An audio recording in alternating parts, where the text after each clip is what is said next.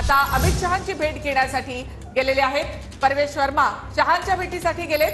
परवेश वर्मा हेच दिल्लीमध्ये मुख्यमंत्री पदाचे सबळ दावेदार मानले जातात। अर्थात त्यांनी केजरीवालांचा पराभव करत ते जायंट किलर ठरले। तर दिल्लीमध्ये तब्बल 27 वर्षांनी भाजपचं सरकार आता येणार आहे।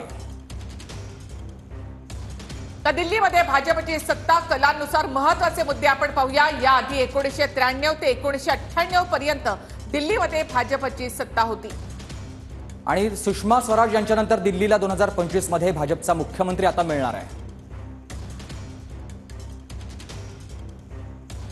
तर सलग चौथ्यांदा सत्तेमध्ये येण्याचं अरविंद केजरीवाल यांचं स्वप्न भंगलेलं आहे। काँग्रेसला सलग तिसऱ्या निवडणुकीत 0 जागा मिळालेल्या आहेत।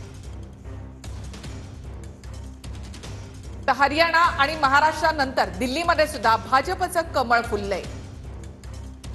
2020च्या तुलनेत आम आदमी पक्षाला 38 जागांचा फटका बसला आहे या निवडणुकीत।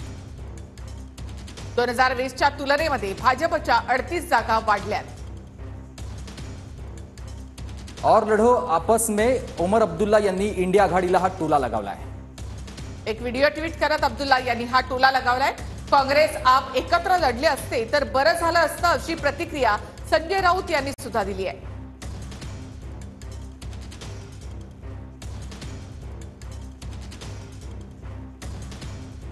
तर दिल्लीमध्ये आता भाजपचं कमळ फुललेलं आहे। तर आपसाठी हा सगळ्यात मोठा धक्का। 2013 मध्ये गठबंधन सरकार या ठिकाणी केजरीवाल यांनी स्थापन केलं। त्यानंतर 2 वेळा सलग स्वबळावर त्यांना सत्ता मिळाली।